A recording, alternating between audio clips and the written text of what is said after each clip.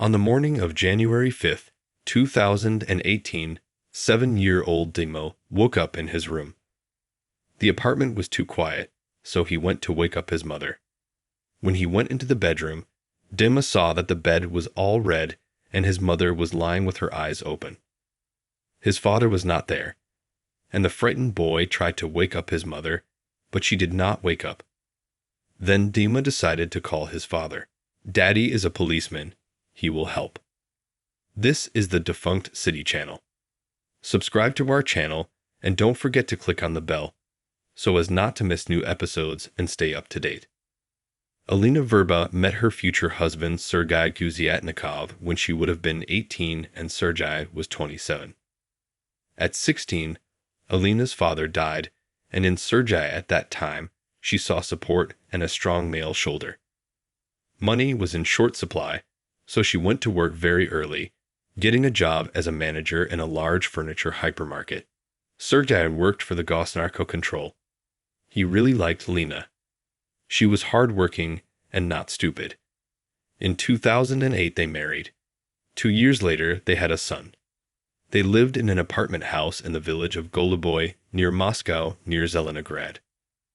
Elena combined her job at the auto center in Khimki and at a beauty salon where she did sugaring. And Sergei served as an operative of the SOBR and the Department of Special Events support of the main directorate for control of drug trafficking of the Interior Ministry. At first they lived very well, but over time, Lena became disappointed in Sergei. She said she was tired of his lack of initiative. Lena herself worked 2 jobs so she could have money for a loan and take her child to the sea in the summer. She dreamed of buying a car. Lena wanted Sergei to find a high-paying job, but he did not want to leave the service. After the Federal Drug Control Service was disbanded, Sergei transferred to the Interior Ministry system in the main directorate for the control of drug trafficking. One of his buddies said that Guzyatnikov expected to retire soon after 20 years of service and be able to rest easy at home. Until the summer of 2017, there were no problems in the family.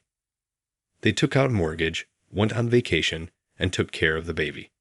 By the summer, the couple decided to take a second child from the orphanage. Elena began to prepare documents and was about to go to the school for young parents. At the end of June 2017, she and her son were to fly to Turkey on vacation. Shortly before that, there had been a conflict between the spouses. Sergei drank heavily at a family picnic and began to reproach his wife for having a manicure before the trip to the Turks. Elena did go on vacation, but even there her husband continued to insult her in text messages. One day of that vacation, Guzyatnikov arrived at Elena's mother, Anna, and announced that her daughter wanted to divorce him. He was confused and greatly worried, says Elena's mother. And the girl herself, after her return, confirmed that she no longer wants to live with Sergei and will file for divorce. Anna Verba admits that her daughter never took dirt out of the house, so she does not know what caused the rift between the spouses. The next incident occurred on August 5, 2017, says Anna, when Sergei and his son came to rest at her house in the Tver region. There Guzyatnikov made an attempt to make peace, but in a rather strange way. He invited Lena to go for a walk in the woods and then, far away from prying eyes, attacked her, threw her to the ground, put a knife to her throat, and threatened to kill her if she did not return. The girl managed to break free and leave, but she injured her leg. I told my mother when I met her, "Let's go to my place and pack up our things." According to Anna, by the time they really started packing up their things to go home, Sergei also arrived and talked everyone into sitting down and talking. The audio recording was turned on. We tried to find out from him why he did it, says Anna Verba. He began to explain that she does not respect me as a man. He tried in every way to explain that it was not a knife. He knew he was being recorded.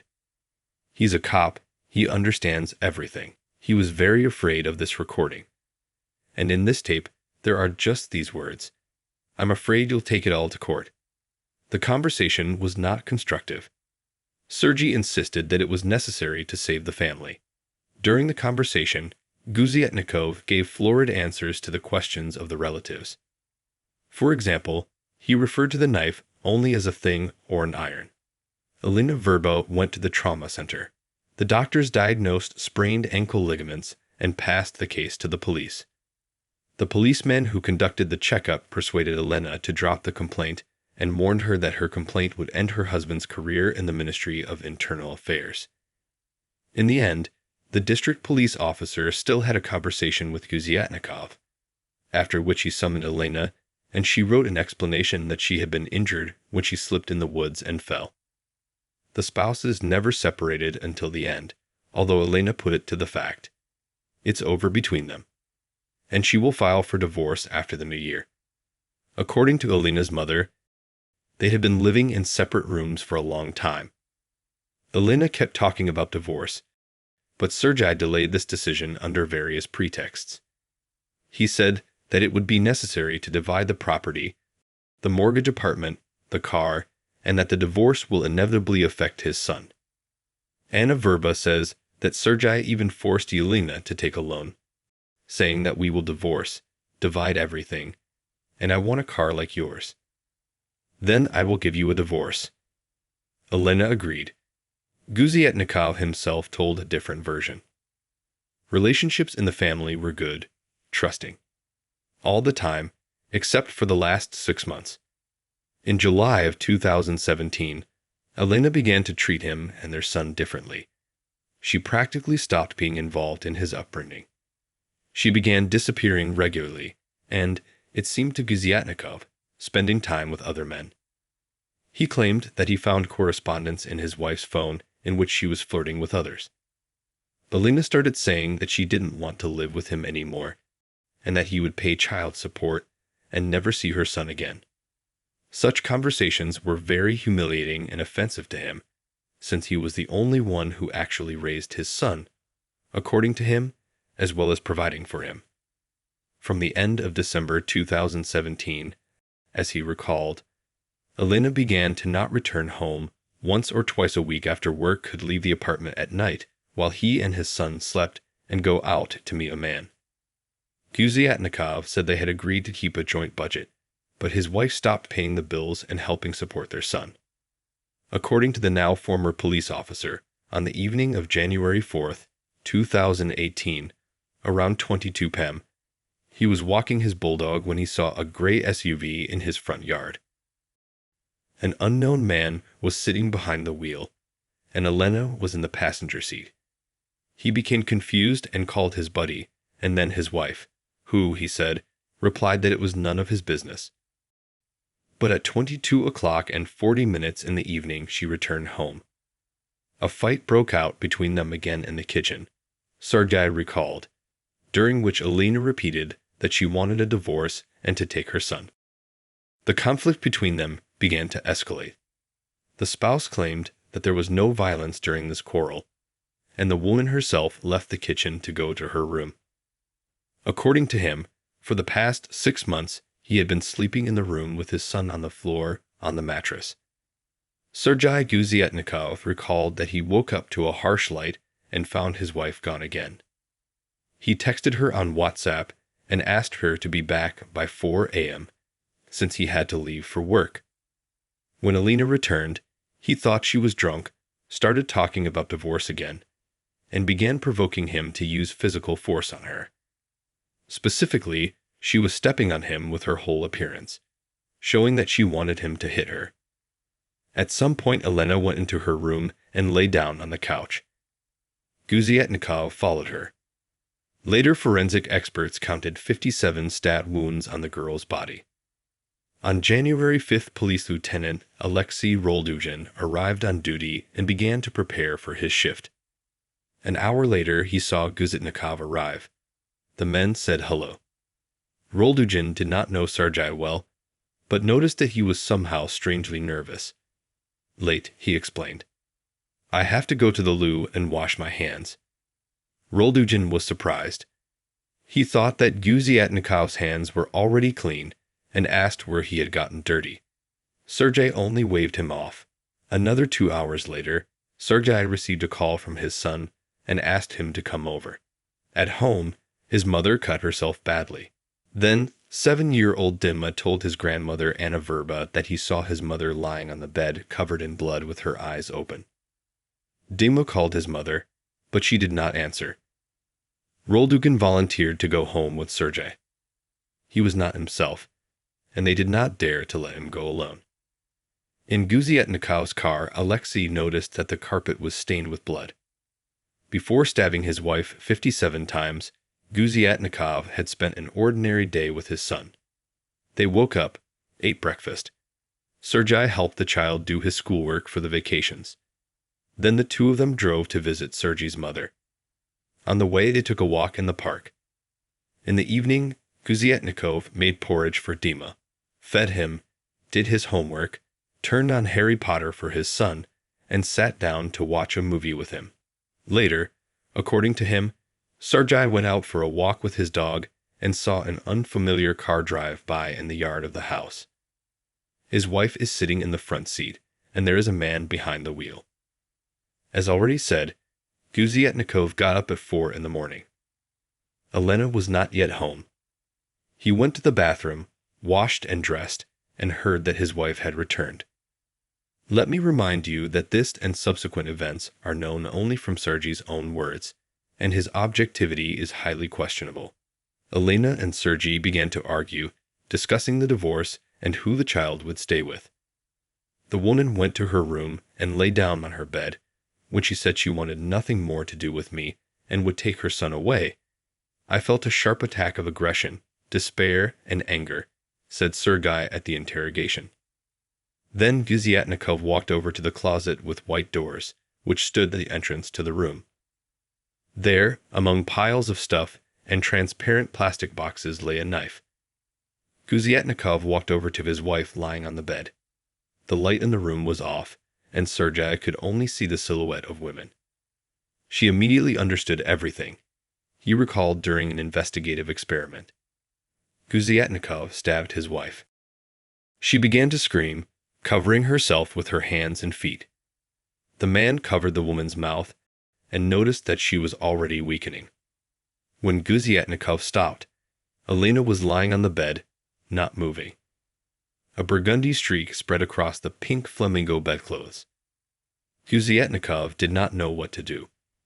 First he ran out of the house, ran to a nearby stream, and threw his wife's phone into the water. Then he returned home and went to his son. He woke up, but his father calmed him down, and Dima went back to sleep. Guzietnikov was afraid to go into the room of his dead wife. He gathered his things, took a bag of clean change of clothes, and got into the car. Halfway to Moscow, Sergei looked in the rearview mirror and saw that his entire face was reprinted with blood. He got out of the car, washed the blood off his face with antifreeze. He burned the bloody clothes on the curb and drove on to work. At 9 in the morning, Dama woke up and went to his mother's room and immediately called his father. Guzietnikov did not immediately confess to killing his wife, and tried to prove that he wasn't even at home at the time of the crime. He even invented a story that the murderer was probably his wife's new suitor, who might have been jealous of her, only realizing that the evidence of his guilt was more than enough. He confessed, but also changed his testimony several times. On November 14th of the year 2018, the Solnechengorsk City Court found Sergei Guzietnikov guilty under Part 1 of Article 105 of the Criminal Code murder. Judge Irina Danilina sentenced him to 9 years in a strict regime penal colony. In my opinion, this is an exorbitantly low price for the life of a young girl and the broken fate of a child. Under this article, the maximum punishment is 15 years of imprisonment under Part 2, which includes the count of murder with particular cruelty of 20 years. Unfortunately, the court did not consider the 57 stabbings cruel enough. Moreover, the existence of a minor child was considered a mitigating circumstance. The child, whom Guzietnikov left sleeping, knowing that he would find his mother's body. As much as I would again like to speak unflatteringly of our judicial system, It is worth noting that the judge did not have too many options. The prosecutor's office initially requested 9 years in prison. The reason was that in materials of Guzyatnikov's case, there is an admission of guilt, and this automatically prohibits the judge to sentence more than 2/3 of the maximum penalty. And although the confession was written in the evening, and Guzyatnikov had at least 5 opportunities to report the crime really voluntarily, the judge had to take it into account when announcing the sentence. Take away another year as an extenuating circumstance in the form of a child, and we get a reflection of the entire legal system in one figure of 9 years for life. Of course, Elena's relatives were not satisfied with such a sentence, and in March of 2019 years, the victims filed a complaint against the verdict. Elena Verba, the mother of the deceased, was extremely indignant that the court considered the fact that the policeman had a young son as a mitigating circumstance. He made the child an orphan, and this is a mitigating circumstance for him. Everywhere in his testimony, he writes that the most important thing for him is Dima, that he loves Dima very much. And at the trial he said that he does not abandon him. He does not pay alimony, although we've had a writ of execution since March. Now the boy lives with his grandmother, who notes that what he saw really shook the child. Now he is being treated by a psychiatrist and often says he wants his mother. The killer, however, considers the punishment too harsh and in his appeal asks to reduce the sentence to 5-6 years in a general regime colony on a civil claim for compensation for moral damage. The court ordered the accused to pay 700,000 rubles to Elena Verba and another 400,000 rubles to the child. The victims believe that these amounts do not correspond to the damage caused to them. The consideration of the appeal was postponed twice. But in the end, on 27 June, the Moscow Regional Court slightly changed the sentence of Sergei Guzyatnikov. He was charged with the aggravating circumstance of committing an intentional crime by a law enforcement officer. The court increased the sentence to the maximum possible term of 10 years for him, and also adjusted the compensation to the victims. Now the mother of the murdered wife, Guzyatnikov, must pay 800,000 rubles and her son 1.5 million rubles. Strange as it may seem, after this tragedy, little Dima ended up in the house of Guzyatnikov's relatives. The mother of the deceased had to bring her grandson back with the help of the custody authorities. In March 2018, she became Dima's official guardian. It is hard to imagine what Anna went through. She lost her daughter, and after that she still had to explain to Dima that his mother was gone. "We didn't tell right away," the woman says. "We were afraid. At first we were told that Mom was in hospital, but we couldn't call her, because the doctors had a lot of discussions with the psychologist. The specialist said it was impossible to drag it out any longer. The boy lives in hope, and that is very cruel." And I said, "What happened to my grandson after that I'm afraid to even tell." Later we took Dima to the cemetery. We showed him Lena's grave. My grandson still misses his mother very much. Sometimes Grandma says, "I miss him so much. I want to at least hear his mother's voice."